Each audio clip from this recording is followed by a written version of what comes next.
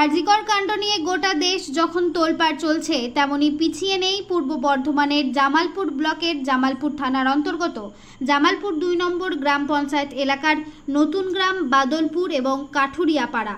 প্রায় কয়েকশো মহিলা মিলিতভাবে মোমবাতি হাতে নিয়ে একটি প্রতিবাদ মিছিল সংগঠিত করলেন।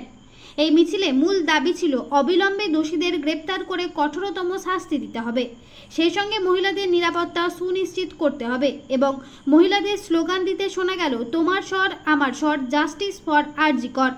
এই মিছিল দেখার জন্য অগণিত মানুষ দাঁড়িয়েছিল। এই মিছিলে নেতৃত্বে ছিলেন দীপা বিশ্বাস, তাপসি মালিক, পাপিয়া পাল, এছাড়াও অঞ্জলি মালিক। এখন আমরা শুনে নেব আজকের এই জামালপুর ব্লকের জামালপুর ২ নম্বর গ্রাম পঞ্চায়েতের মহিলারা আজকের এই মোমবাতি মিছিল নিয়ে কি জানালেন। জামালপুরের কাঠুরিয়াপাড়া থেকে সুব্রত চক্রবর্তীর রিপোর্ট, MBS নিউজ। আমাদের মহিলাদের সুরক্ষা কোথায় গেল? জবাব চাই, জবাব দাও। We want justice. We want justice. Justice for us.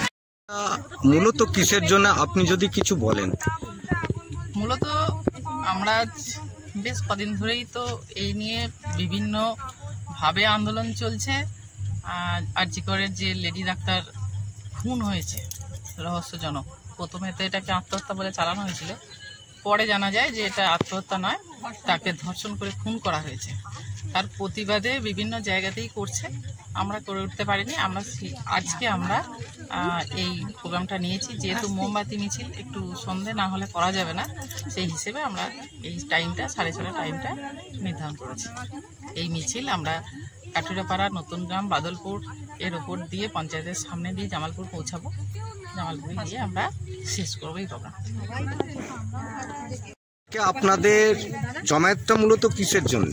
আজকে আমাদের জমায়েতটা মূলত মহিলা ডক্টরকে ধর্ষণ করে খুন করা হয়েছে, তার প্রতিবাদে আমরা তাই আজ মহিলারা ঠিক করেছি যে এই নির্মমভাবে যে ধর্ষণ করে মহিলা ডক্টরকে যে খুন করা হয়েছে, তার আমরা বিচার চাই, শাস্তি চাই। শাস্তি মূলত হচ্ছে যেন ফাঁসি হয়, আর ওনারা যাতে তাড়াতাড়ি ধরা পড়ে, এর জন্য আমাদের পুলিশ মন্ত্রীকে আহ্বান জানানো হচ্ছে যে যত তাড়াতাড়ি এটা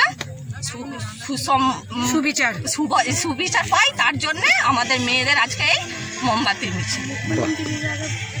বলুন, আপনার বক্তব্য বলুন। আমাদের বক্তব্য হচ্ছে, আজকে আমাদের যে আরজিকরে যে দিদি মারা গেছেন, তাকে যে নৃশংসভাবে মারা হয়েছে, তার জন্য আজকে আমাদের প্রতিবাদ।